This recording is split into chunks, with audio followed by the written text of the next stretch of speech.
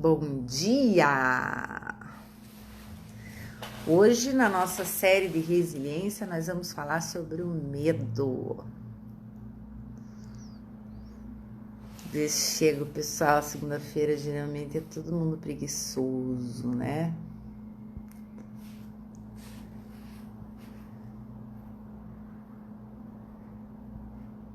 Tô convidando umas pessoas aqui.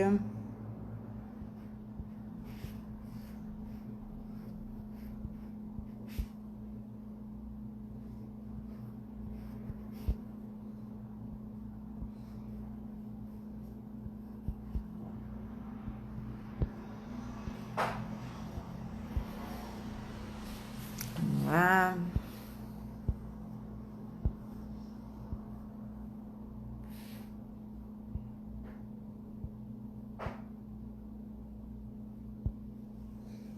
Bom dia! Oi, Ellen, tudo bom? Não falei ainda lá, não entrei em contato sobre o curso. Quero saber se eu posso divulgar também o curso aqui. Depois você me fala, tudo bem? Pessoal preguiçoso na segunda-feira. A gente vai falar sobre o assunto medo hoje. E vou colocar alguns aqui que eu tinha, que talvez vocês se identifiquem. Ver se chega mais alguém aqui, senão eu vou começar.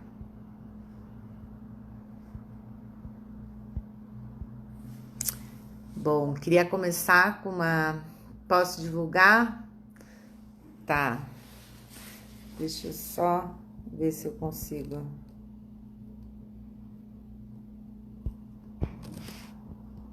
fixar aqui, eu nunca consigo. Adoro seus coraçõezinhos. Não dá pra fixar. É o meu touch mesmo. Um dia eu consegui fixar esse título aqui.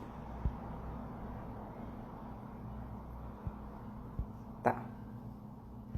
Opa, deu. Tinha dado.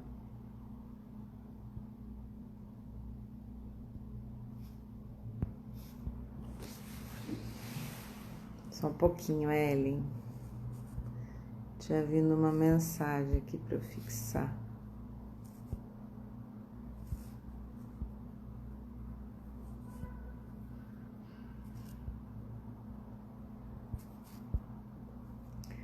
Bom, paciência, né?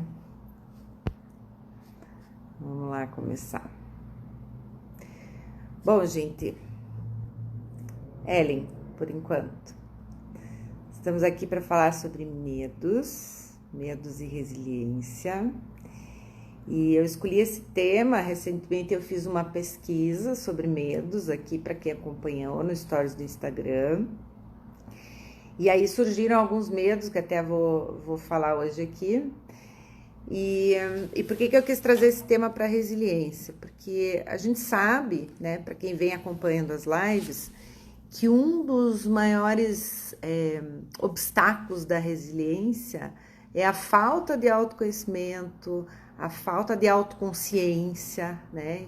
E isso tudo se adquire a partir da busca, né? Da busca interna de cada um. Oi, Juliana, tudo bem?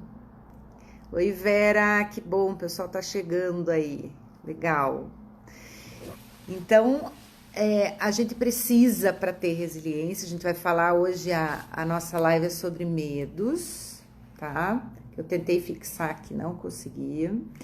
Então, para falar sobre resiliência, até para fechar esse tema, primeiro eu vou dizer para vocês o que aconteceu sexta-feira e hoje. A quarentena positiva, a série de resiliência era para terminar na terça, amanhã.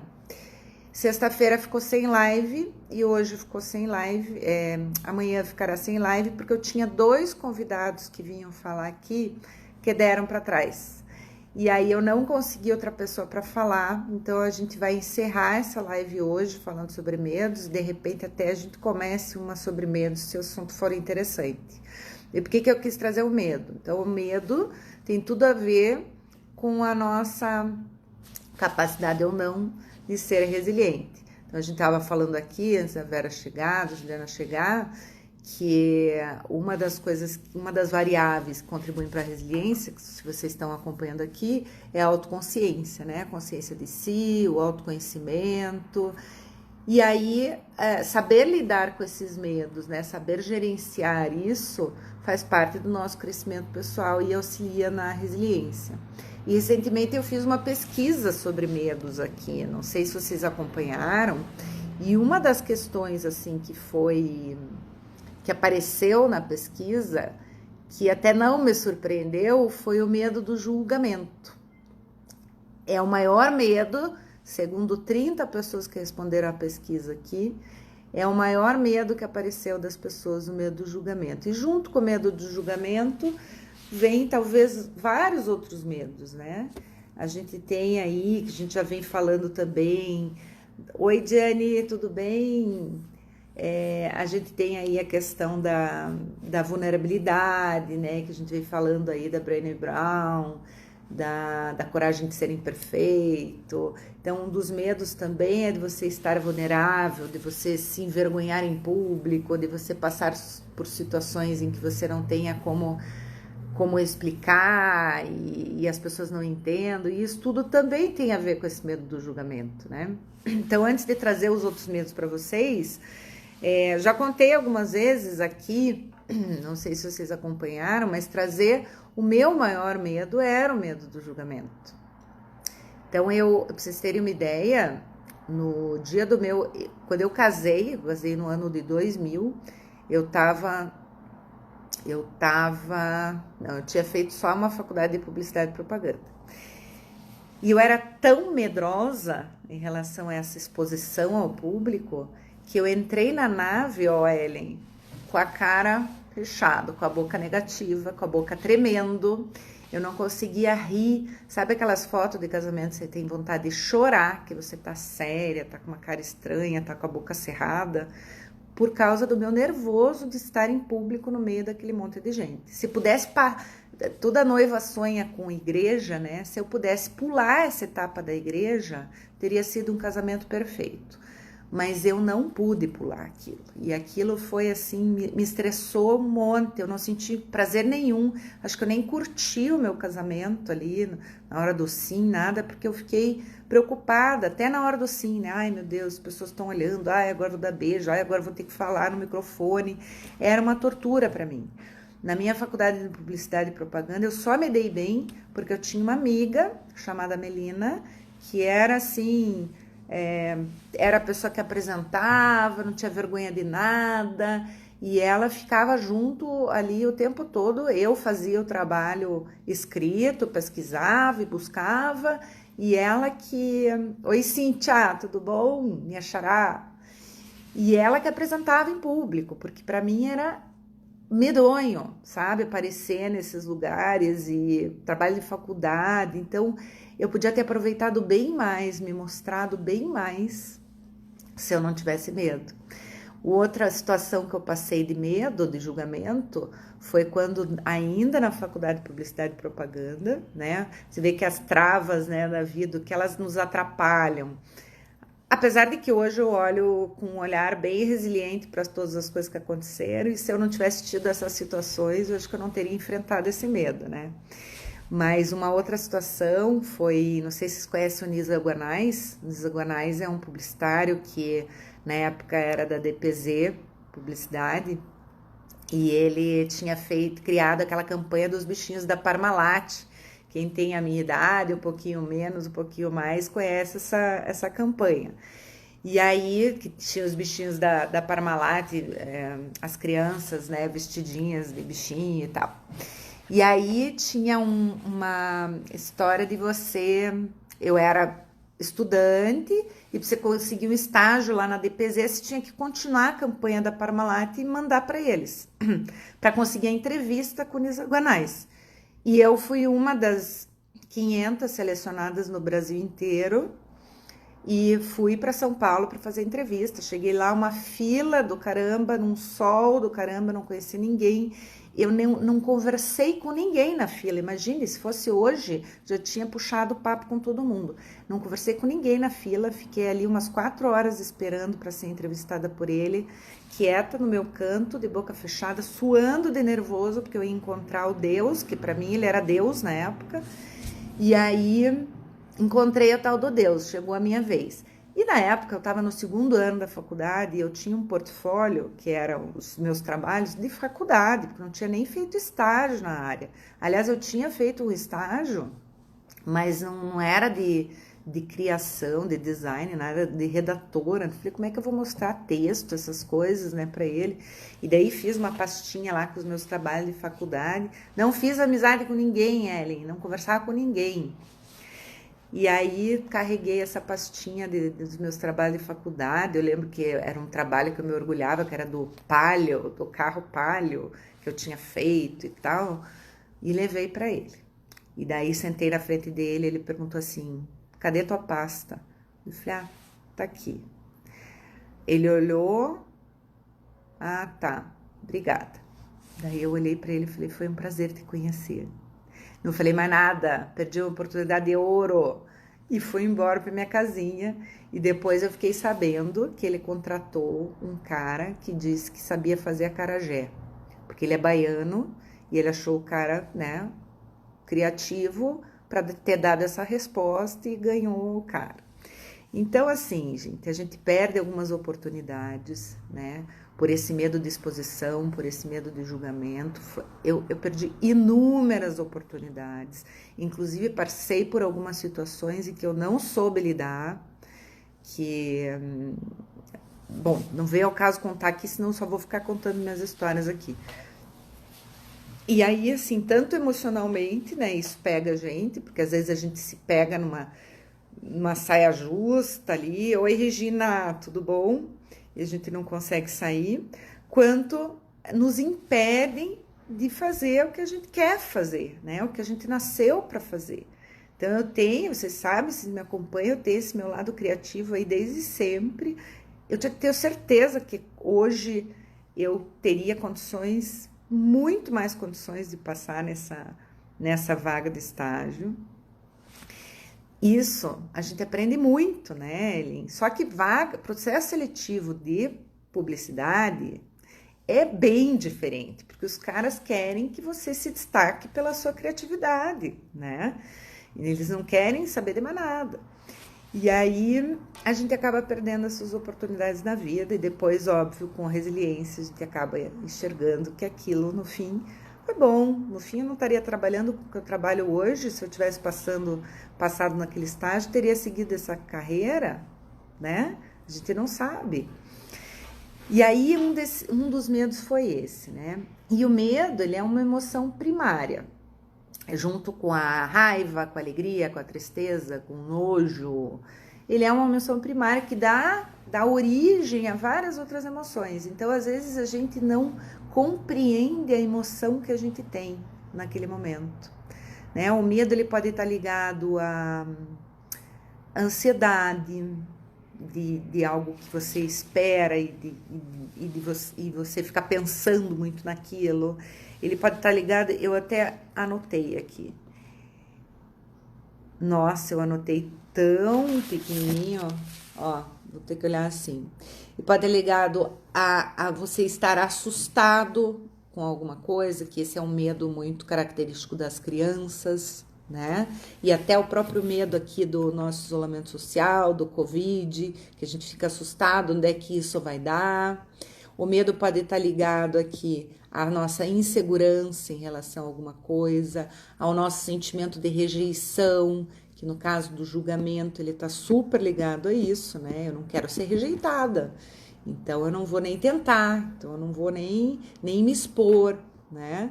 Ele está ligado aqui também a nossa fraqueza, a nosso sentimento de estar ameaçado.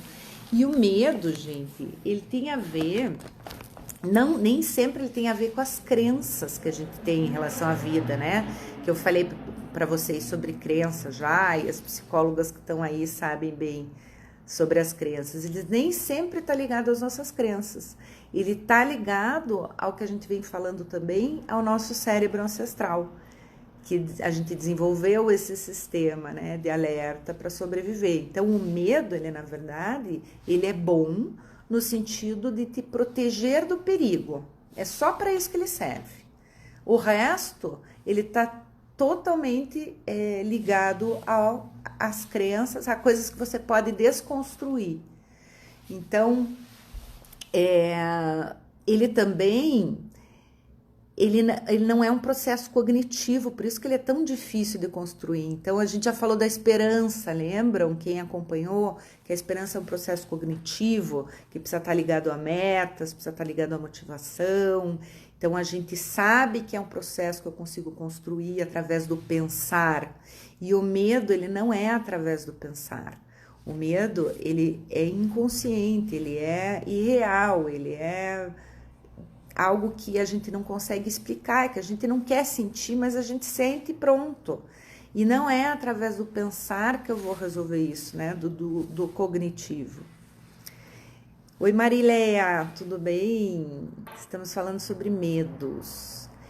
E aí, como é que a gente faz para resolver essa droga aí, né? Então, trazendo aí de novo, Emília também, tudo bem? Trazendo aí de novo a questão da resiliência, né? Como é que eu vou lidar e vou sair de tudo isso mais fortalecido, enxergar as coisas da forma que eu preciso enxergar, se eu não tenho esse recurso para lidar com o medo, que é essa emoção primária? Então, eu preciso ultrapassar esse medo, né? E uma das formas de ultrapassar o medo, que foi que eu me coloquei dia a dia, assim como desafio, e foi justamente esse casamento que eu falei para vocês, que me levou a virar essa chavinha, né? Não, eu não posso mais fazer esse papel, né? Foi justamente isso que me levou a me desafiar, me colocar em situações de medo, em situações que eu tinha medo, me expor e fazer com que aquilo, que eu me sentisse mais confortável naquelas situações. O Fernando, para quem conhece ele, que é meu sócio, ele teve esse mesmo processo, né? Ele tinha medo de gente, ele não falava em público, não falava com as pessoas. Ele falou, não, então agora eu vou me colocar em situações em que eu preciso falar com as pessoas. Deixa eu ler aqui. Particularmente, tenho muito medo de errar. Isso me atrapalha um bocado. Tento focar na aprendizagem. Tem medo de errar, então um dos medos que surgiu ali é de não tá fazendo a coisa certa, de não estar fazendo a escolha certa, de não ter tempo, medo de mudança, medo de sair da zona de conforto, né? E essa característica, Ellen, do medo de errar, tem muito a ver com as pessoas perfeccionistas. Será que você não é perfeccionista? Que o perfeccionista, ele às vezes, ele deixa de fazer para não errar, porque não vai sair perfeito ou talvez não saia do jeito que ele quer e acaba deixando de fazer as coisas. Então, como eu estava falando ali do caso do Fernando, do meu caso também, oi Rosane, que bom te ver aqui. A gente justamente foi por esse caminho de enfrentar o medo, né? De se colocar, se expor ao medo. Eu vou dizer uma coisa, gente, esse medo do julgamento, esse medo de exposição, que talvez seja medo de julgamento ou não, para quem me conhece em grandes grupos pessoalmente, se eu não estou dando um treinamento, uma palestra ou alguma coisa do tipo, eu tendo a ficar mais retraída. Eu tenho dificuldade, assim, de me colocar em grupo. Eu acho que às vezes eu sou meio inadequada nas minhas falas. Isso é uma coisa que eu enfrento dia a dia. Então, ali, o pessoal do GDEP que está aí me assistindo, eu não sou aquela pessoa, eu chego, converso com todo mundo, né? Eu procuro fazer isso, mas isso é um esforço para mim, não é natural. Então, eu ainda carrego isso. Mas hoje eu consigo apresentar em público, eu consigo falar, consigo dar um treinamento, eu fico super à vontade dando treinamento, fico super à vontade quando eu estou falando em público, quando as atenções estão voltadas para mim, coisa que eu não me sentia, mas é de puxar conversa, de, sabe, estar com as pessoas num ambiente, eu fico um pouco perdida. Eu acho que talvez essa coisa ainda do julgamento, de ser inadequado, de ser aceito, né? Ainda carrego comigo. Então, a gente sabe, né, que na vida a gente tem as coisas que a gente vai lidar para a vida inteira e quando a gente terminar de lidar com aquilo, vão surgir outros desafios, né? Então, não é porque eu trabalho com desenvolvimento humano, com a psicologia positiva, que eu sou perfeita, tenho um monte de defeito. E uma das coisas que eu trabalho em mim é isso. E eu me coloquei também em situações para eu me expor mais. E aí, só que assim, não vem esse sentimento de medo, de angústia, de nervoso mais, né?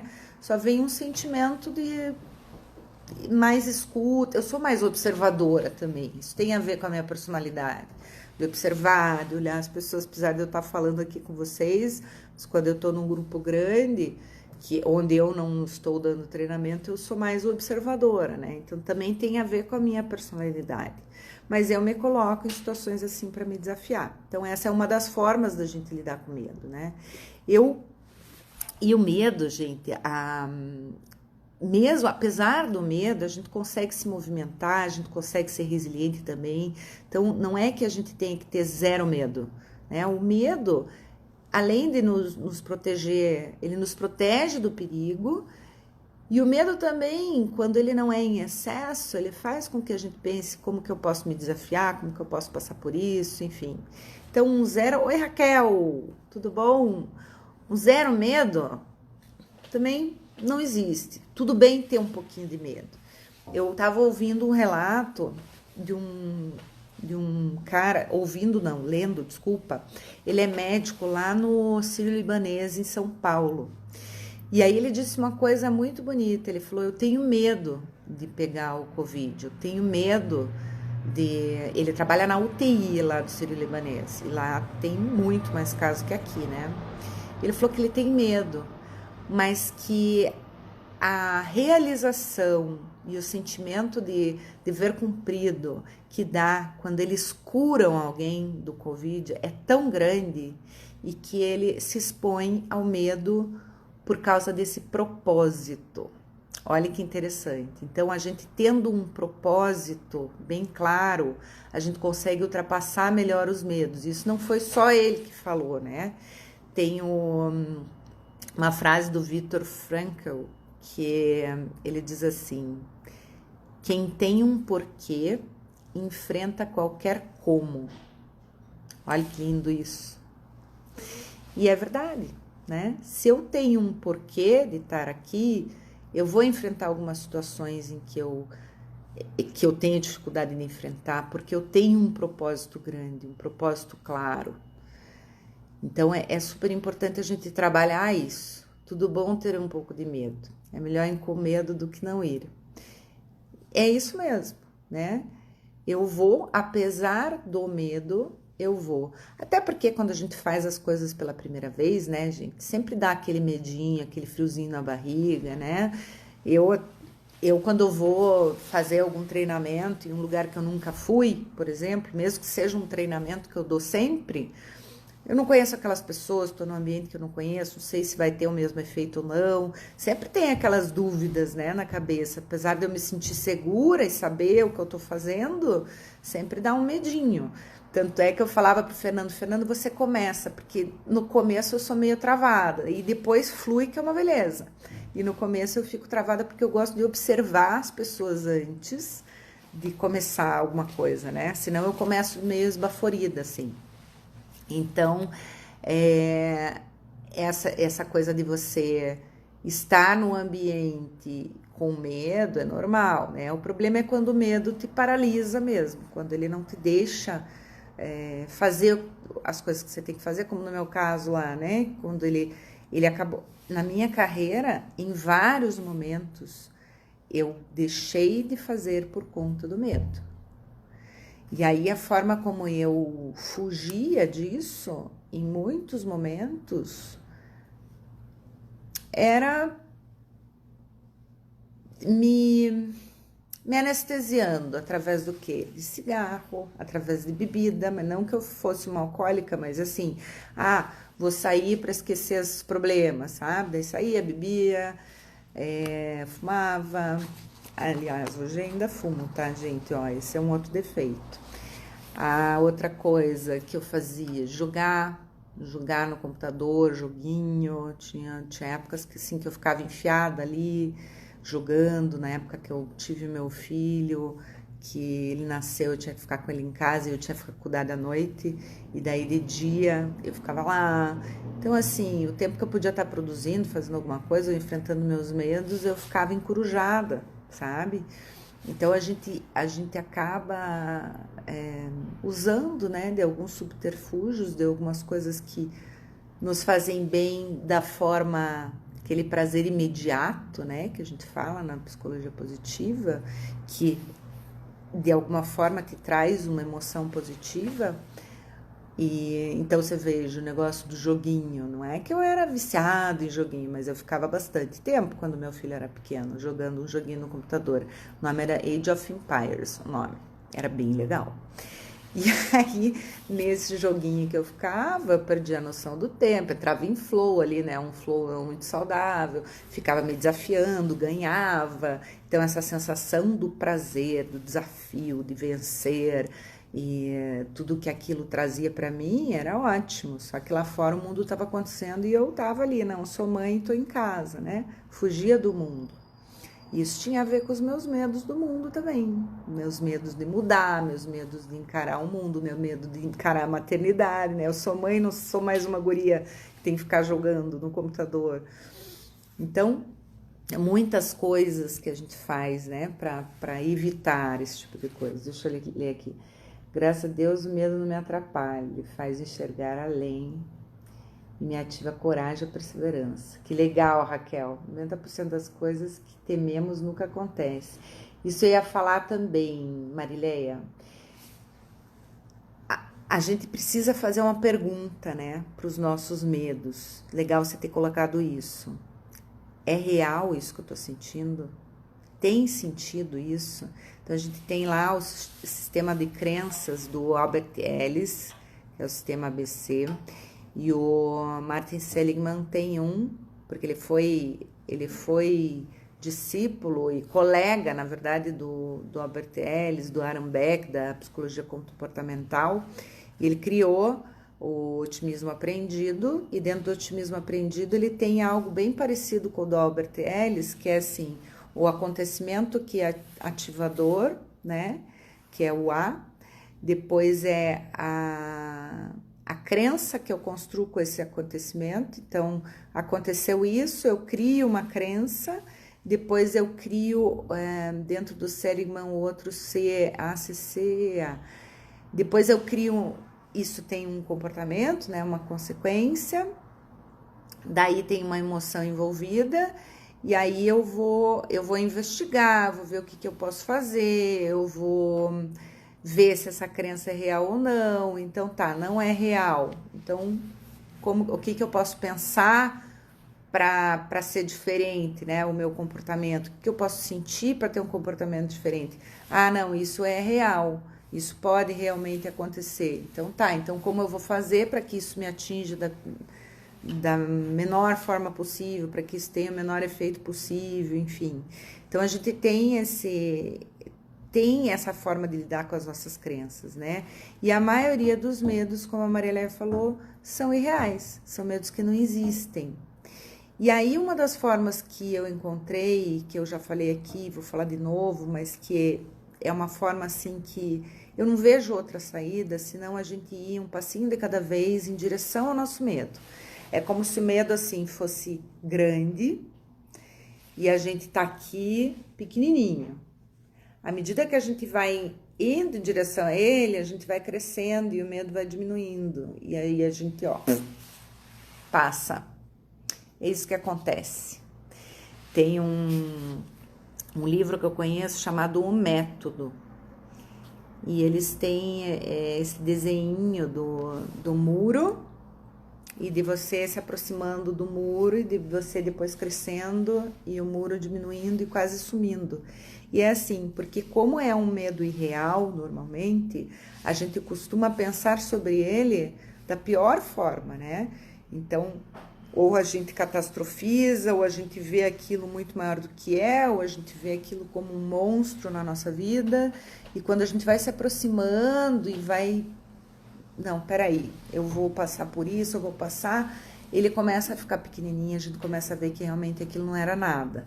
E aí vamos para a próxima. E isso que vai construindo também a resiliência, né? De ver que, opa, eu passei por algumas situações, eu consegui passar e deu tudo certo, correu tudo bem. Então vamos para a próxima. Oi, Lilian, tudo bom? E uma outra questão de lidar com medo é isso, de você olhar para situações que você já conseguiu passar, que você teve medo e você conseguiu ultrapassar, porque a gente sempre tem, e como que eu fiz para ultrapassar esse medo, né? O que deu de resultado também de eu ultrapassar esse medo? O que na minha vida mudou? Então, depois que eu... e olhar para as coisas, por exemplo, que não deram certo, também não com julgamento ou se chicoteando, né? Poxa, olha lá o que aconteceu. Então, aquela história que eu contei para vocês lá do Nisaguanais, né? Hoje eu não olho para aquilo, eu olho contando piada daquilo, né? E um dia eu ainda vou falar com ele. Mas eu olho para aquilo como um grande aprendizado, que isso faz parte da nossa capacidade de ser resiliente, né? De olhar as coisas como um grande aprendizado. Débora, tudo bem? Ai, que delícia ver as nanas aqui. Como um grande aprendizado que me trouxe assim muita clareza, até do que eu tinha que trabalhar em mim, do que eu precisava fazer para melhorar, né?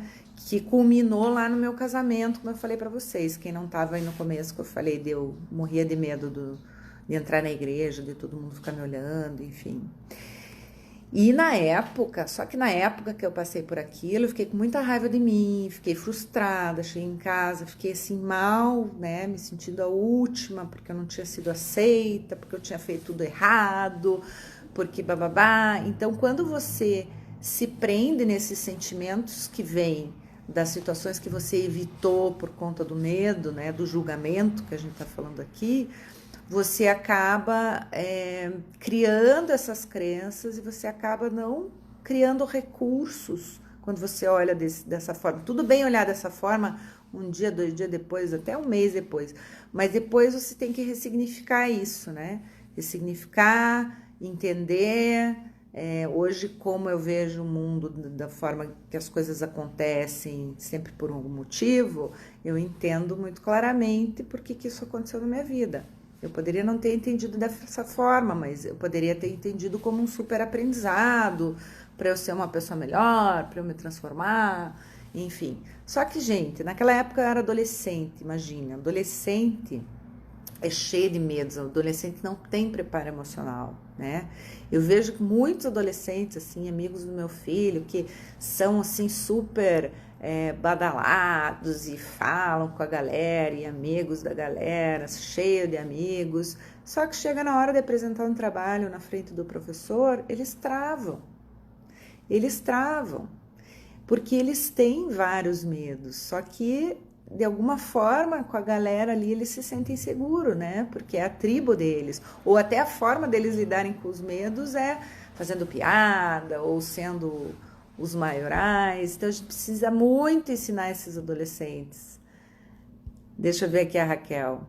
Os vícios são realmente os medos. Eu tenho compulsão alimentar. Quando eu tenho muito medo, quero sentir queridinha, acolhida, protegida. Alegria para todos os vícios que nos destroem a longo prazo. Um alerta. É verdade, Raquel, é verdade. E além do que o vício, além do vício, né, a gente tem o hábito, que é junto com o vício, né? É um hábito de uma vida. Você tem que lidar com o vício e com o hábito. Oi, Vanessa, tudo bem? Legal que você está aqui.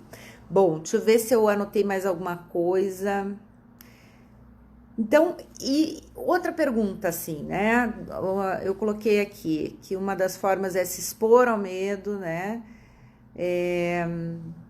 Outra forma qual que é a outra forma que eu falei? De se expor ao medo, de outra ver se o medo é real, se é real ou não é, né?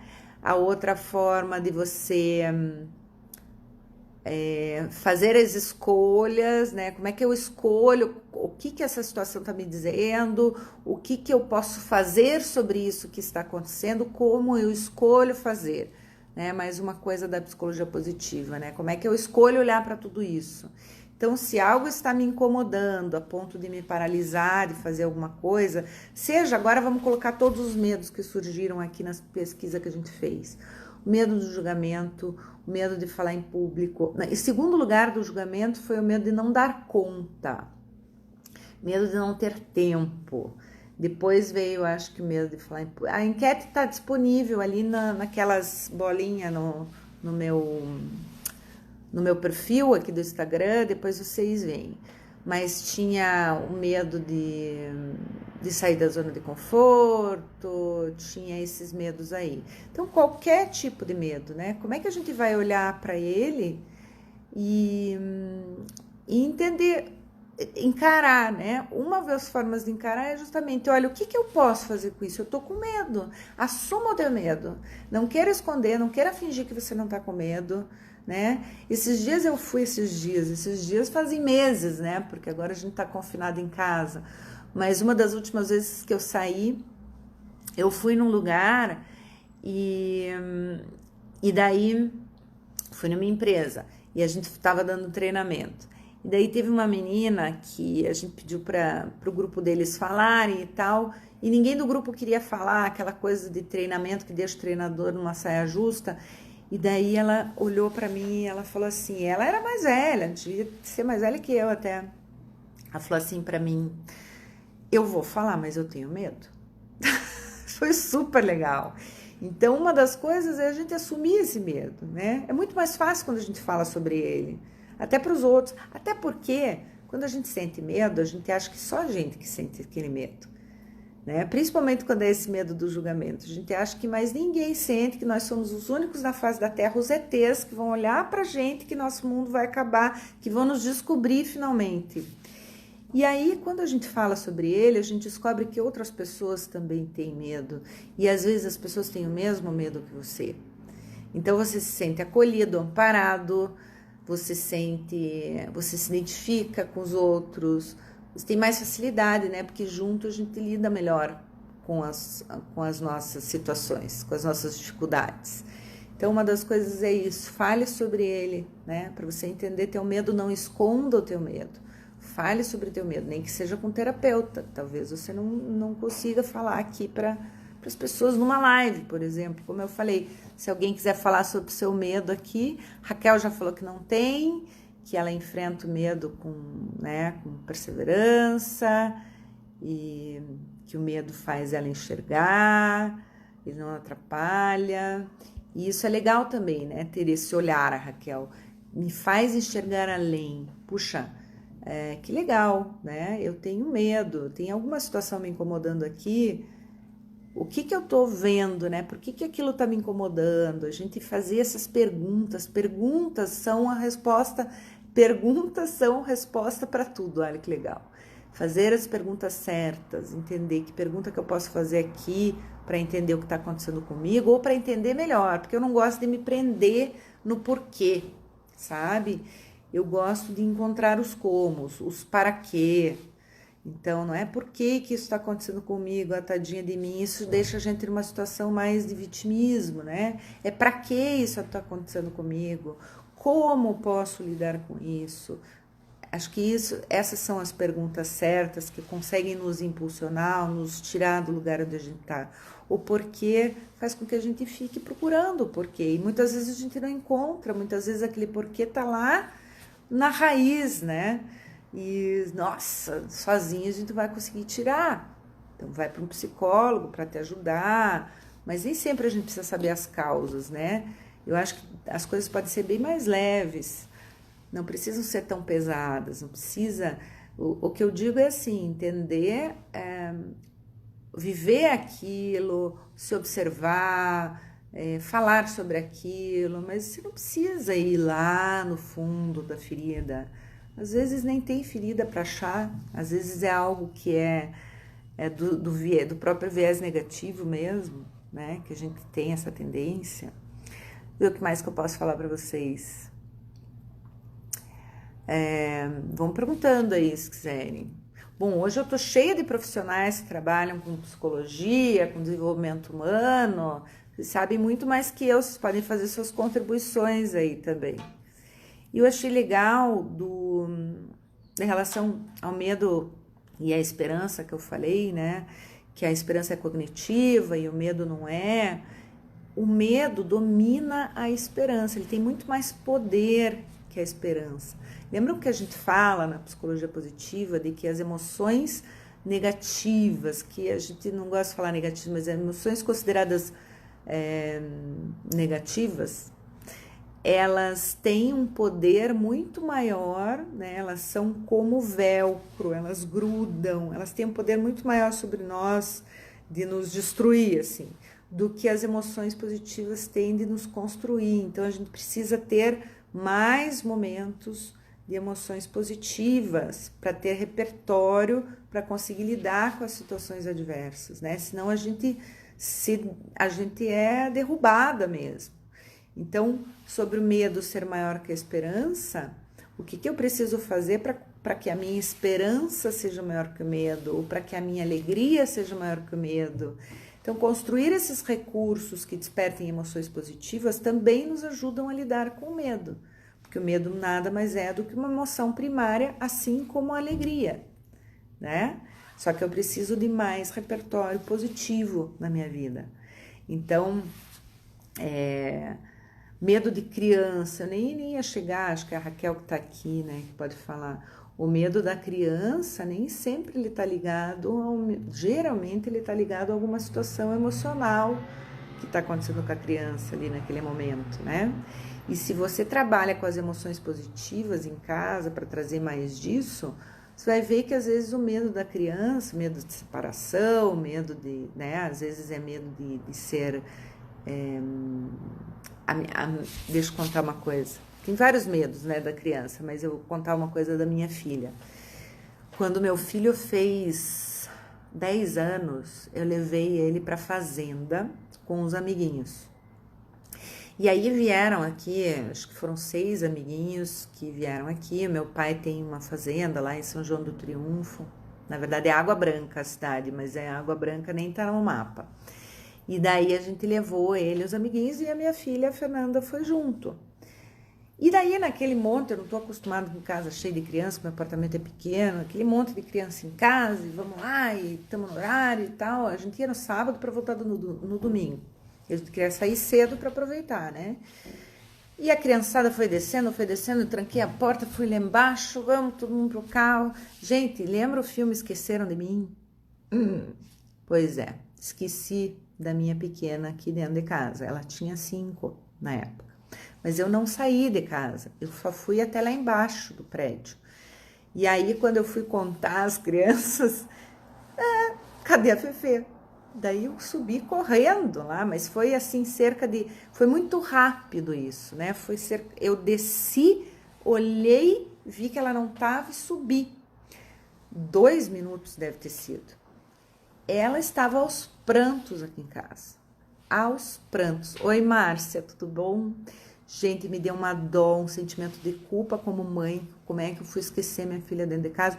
Só que ao mesmo tempo foi muito pouco tempo. Mas para ela, de 5 anos, ficar trancada em casa por 3 minutos, imaginando que a sua mãe ia embora e esquecer dela, foi um horror. Até hoje, ela fala para mim, mãe, mas você não vai esquecer de mim, né? Então, hoje fazem 5 anos que isso aconteceu. E aí eu procuro construir repertórios para ela com a minha presença, assim, repertórios de emoções positivas, né? De eu estar presente, da gente brincar, dela ver que eu não vou sair.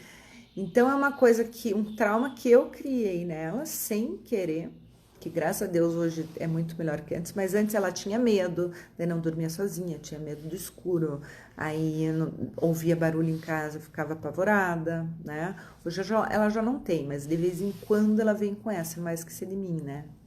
E ela lembra do caso, mas eu estimulo ela a falar sobre isso comigo, né? Filha, você ficou chateada aquela vez, né? Filha, aconteceu assim, tarará. Estimula ela a falar sobre isso para ela entender que aquilo é um medo e que foi por aquela ocasião, porque senão a criança não sabe de onde vem, né? E vai fantasiando. E aí construa esses repertórios de estar presente na vida dela e com bastante coisa que desperta emoções positivas. Gente, o que mais que eu tenho para falar para vocês? Vocês estão muito quietinhos aí. Valéria, tudo bom? Que legal que você entrou aí. Então, eu acho que resgatar as experiências das memórias positivas, eu já falei para vocês, né? Da gente ter, buscar os momentos em que a gente teve sucesso na questão de enfrentar os nossos medos. E eu acho que era isso que a gente tinha para colocar. Separar os fatos da ficção. Visualização estratégica, eu gosto bastante disso. Ah, tá bom ouvir, obrigada, Marileia. Então, acho que eu falo demais, será? 1 hora é muito de live? Eu nem vou fazer 1 hora hoje, né? Só se surgiu coisa. Mas é que um assunto vai levando a outro, né? Uma coisa que eu gosto bastante, que a gente trabalha muito no coaching, é a visualização estratégica.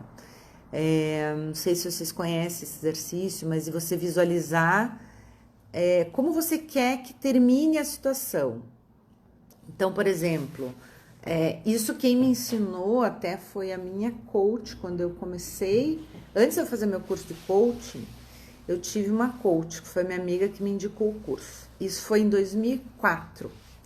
Eu fiz meu curso em 2005. E aí ela falou assim para mim, eu tinha uma palestra para dar numa escola de informática e a palestra era sobre mudança de hábito. E aí eu falei que eu tava morrendo de medo, né, daquela situação ali. Era a primeira palestra, eu acho que aliás, já tinha dado treinamento, palestra, mas eu acho que era um público diferente, era um público de adolescente. Eu tava com medo porque era um tema que eu nunca tinha dado, enfim. E daí ela falou assim, como que você quer que termine a tua palestra? Eu falei, eu quero que todo mundo levante, bate palma, se empolgue, saia de lá e faça alguma coisa. Ela falou assim, então visualize isso.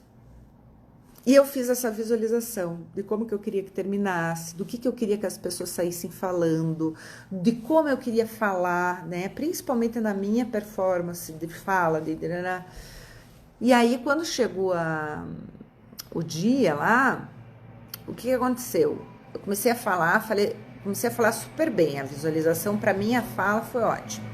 Só que é óbvio que a minha visualização não pode interferir no jeito que os outros vão receber, né, a palestra. Era um monte de adolescente, eles estavam lá depois da aula, eles trabalhavam e tinham aula de informática à noite.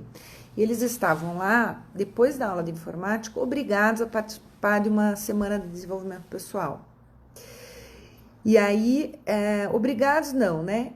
Convocados pela escola, que iam ganhar um pontinho, enfim. E aí eu olhei aquele bando de adolescentes, gente, com sono, e olhando assim pra mim, e eu falando uma coisa que eu tava achando o máximo, super empolgada, e aquele monte de gente assim me olhando assim, porra, que saco. Mas eu, no meio dessas pessoas, eu comecei a olhar aquelas pessoas que estavam rindo, que estavam achando legal, que estavam perguntando. Eu falei assim, eu tô bem, eu tô segura, eu tô falando o que eu quero, então eu vou me arriscar.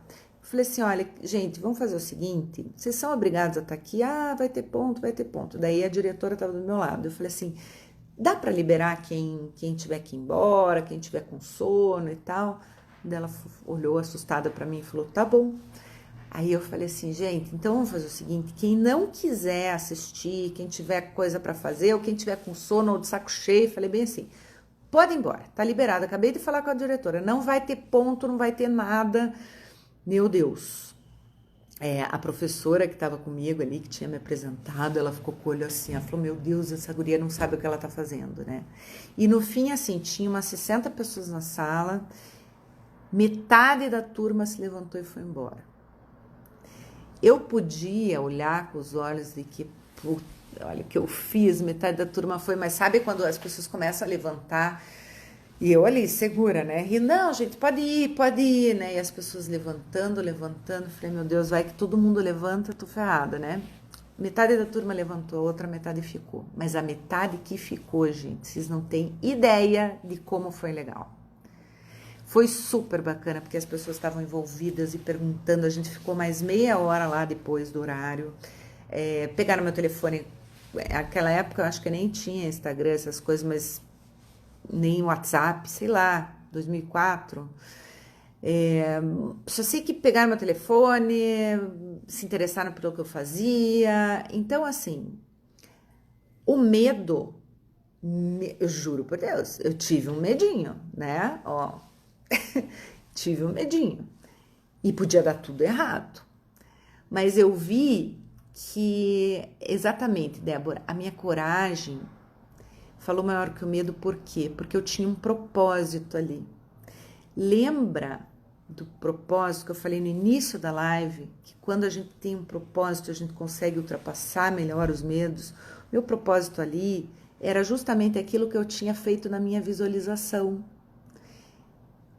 Era que todo mundo saísse interessado e querendo aplicar aquilo, e uau, né? Que legal, isso aí vai mudar minha vida. Era esse o meu propósito.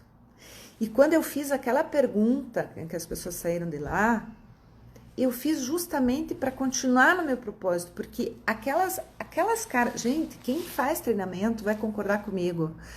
Quando você está um bando de gente, você está falando uma coisa super legal, né? Aqui eu não consigo ver as caras de vocês, eu sei que às vezes uns saem, uns entram, né? Meu termômetro é talvez a participação de vocês, os coraçõezinhos que aparecem, ou a quantidade de gente que tá online por mais tempo, né?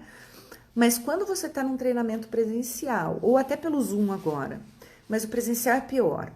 E aí começa, adulto, gente, porque a criança, o adolescente não quer nem saber, né? Mas o adulto começa a bocejar, começa a conversar, começa a te olhar meio desconfiado. Isso vai tirando a minha energia. E às vezes eu me embanano, às vezes eu não consigo dar o meu melhor, porque eu já criei uma estratégia para isso, porque antes aquilo me derrubava, eu dava o pior treinamento da vida. Agora a minha estratégia já é assim, eu vou fazer aquela pessoa que está de mau humor rir. Eu vou me desafiar e vou fazer aquele cara lá que está com sono ou está no WhatsApp participar. Então agora eu faço isso, não consigo fazer com todo mundo quando a turma é grande. Então, isso amplia a minha possibilidade. O que acontece? Quando eu falei aquilo naquele momento, naquela palestra, o que aconteceu? Eu desafiei, podia ter dado tudo errado, mas eu ia ter um grande aprendizado com aquilo, dando errado ou dando certo, né? Dando certo foi que justamente, se eu tô dentro do meu propósito, e se tem pessoas que não querem me assistir, não são obrigadas a estar ali, eu não vou obrigá-las a estar ali, porque é uma tortura realmente, né? Até porque não era às vezes porque a pessoa não estava interessada, porque ela tinha trabalhado um dia inteiro, tinha tido aula de informática e ainda tinha que ouvir uma palestra, às vezes está com a família em casa, né? Então, eu aprendi isso, eu aprendi que ter coragem é melhor que ter medo, né? E que às vezes você pode fazer uma coisa que vai dar super errado, ou pode dar super certo, mas se der super errado, beleza, vamos aprender com aquilo. E não vai cair o mundo, não vai todo mundo ficar falando de você por anos, né? Porque eu acho que a pessoa que tem medo do julgamento, ela acha que ela vai ser assunto de pauta durante milênios, como se ela fosse a pessoa mais importante da face da Terra, como se as atenções só tivessem voltadas para ela. E na verdade não. Quando você passa uma vergonha, as pessoas riem, comentam, né? Isso aqui amanhã tem outra pessoa para comentar, né? Você não é mais o centro das atenções. E eu me achava o centro das atenções, porque eu achava que todo mundo ia falar de mim, todo mundo ia olhar para mim, todo mundo ia me julgar, todo mundo, e no fim as coisas passam muito rápido, né? Então, eu acho que é isso, gente. Eu acho que deu. Não vou ficar me enrolando vocês aqui. Aproveite essa dica mesmo, Marília. É bem boa e é libertadora. É bem legal. E aí, gente, eu queria falar aqui por último. Já falei do medo, da resiliência. Hoje nós fechamos a nossa série. Para quem não acompanhou desde o começo, Eu tive 2 pessoas que acabaram não vindo, que tinham combinado que vinham e não vieram por questões pessoais. E aí eu falei assim, em vez de eu ficar trazendo coisa e, né, eu vou terminar a série. Quando eu puder, eu converso com essas pessoas, elas voltam. E aí eu vou começar a fazer lives 2 vezes por semana só, tá? Eu acho que a gente foca em algum assunto, a gente vê com antecedência. Se vocês tiverem algum tema aí, vocês me coloquem. Eu fiz uma pesquisa aí também, eu já tenho uma ideia de quais temas sejam. Vou definir os dias, provavelmente vai ser segunda e quarta ou segunda e quinta. Fiquei com medo, não fui para Curitiba fazer o nano, voltei me sentindo... Fiquei com medo. Quando fui para Curitiba fazer o nano, voltei me sentindo incrível. Legal, Débora, esse depoimento. A Débora é nossa aluna do Nano Degree em Psicologia Positiva. Ela veio de São Paulo e a Débora me ligou várias vezes, né, antes de fechar o curso. Daí ela veio, ela mesma tá dizendo: o que eu tô indo fazer em Curitiba, sendo que tá cheio de curso de Psicologia Positiva em São Paulo, o que eu vou me meter nessa cidade, né? E aí seguiu a tua intuição e deu certo, Débora. Legal, né? E eu faço isso também, de seguir a minha intuição. Às vezes tô com um cagaço, mas aí eu penso, puta, mas aqui parece que eu tenho que ir. O Nano, Marileia, é o curso de formação em Psicologia Positiva que a gente tem.